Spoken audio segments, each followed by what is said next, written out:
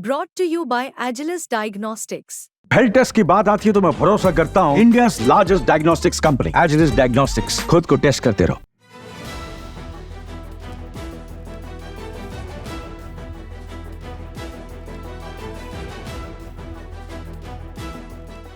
छठ पूजा में इस वक्त मुश्किल से 3 से 4 दिन का समय रह गया है और कालिंदी कुंज पे आप देखेंगे झाग की चादर बनी हुई है।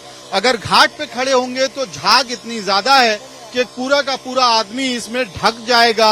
और छठ पूजा के दौरान आमतौर पे जो श्रद्धालु होते हैं वो यमुना नदी में डुबकी लगाकर नहाते हैं और पूजा करते हैं। छठ व्रती जो होती हैं वो डुबकी लगा के ही पूजा करती हैं। और इसी वक्त आप देखेंगे कि जो दिवाली के बाद जिस तरह से अचानक से फिर से एक बार जो फोम की चादर है, फ्रॉथ की चादर है वो बढ़ी है, तो उससे निपटारा पाने के लिए यहाँ पे जो एजेंसियां लगाई गई हैं, दिल्ली जल बोर्ड की जो टीम लगाई गई है वो डिफॉर्मर्स का छिड़काव कर रहे हैं। एक तरह का केमिकल है जिससे जो सतही तौर पे आप कह सकते हैं वो यमुना को साफ करने की कोशिश की जाती है। जैसे ही ये केमिकल इस फोम पे जाता है, डिफॉर्मर आमतौर पे इसको कहा जाता है, तो फोम यानी कि झाग खत्म हो जाती है। जो सफेद झाग है वो आपको खत्म होते हुए, गायब होते हुए दिखाई देगी।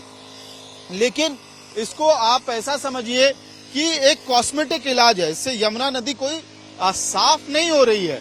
जो झाग यमुना के अंदर इस वक्त बनी हुई है, झाग की चादर से ढका हुआ है, वो चादर आपको गायब होते हुए दिखाई देगी। जैसे जैसे केमिकल का छिड़काव होगा पानी के ऊपर, फोम के ऊपर, झाग के ऊपर, वो झाग गायब होती जाएगी। इस पूरे इलाके में आपको पहले झाग दिखाई दे रही थी, क्योंकि केमिकल का छिड़काव हुआ तो यहाँ से झाग की चादर खत्म हुई। लेकिन जो प्रदूषण है, अमोनिया, फॉस्फेट जैसे केमिकल्स की मात्रा इतनी ज्यादा है कि लगातार जैसे ही बराज का पानी इस तरफ आ रहा है और यमुना नदी आगे बढ़ रही है, पूरे यमुना नदी के ऊपर आपको इस वक्त झाग, फ्रॉथ की चादर दिखाई दे रही है।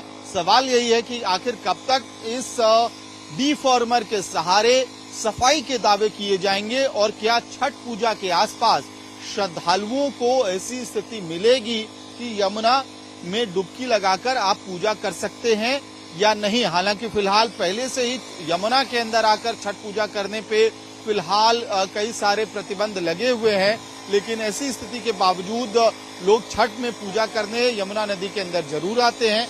और ये तस्वीर डराने वाली है जो इस वक्त दिवाली के ठीक बाद दिख रही है। एक तरफ वायु प्रदूषण से दिल्ली जूझ रहा है, वहीं दूसरी तरफ यमुना में जो जल प्रदूषण है वो भी दिल्ली वालों को खतरे की घंटी सुना रहा है। वीडियो सहयोगी लोकेंद्र पांडे के साथ ममित भारद्वाज।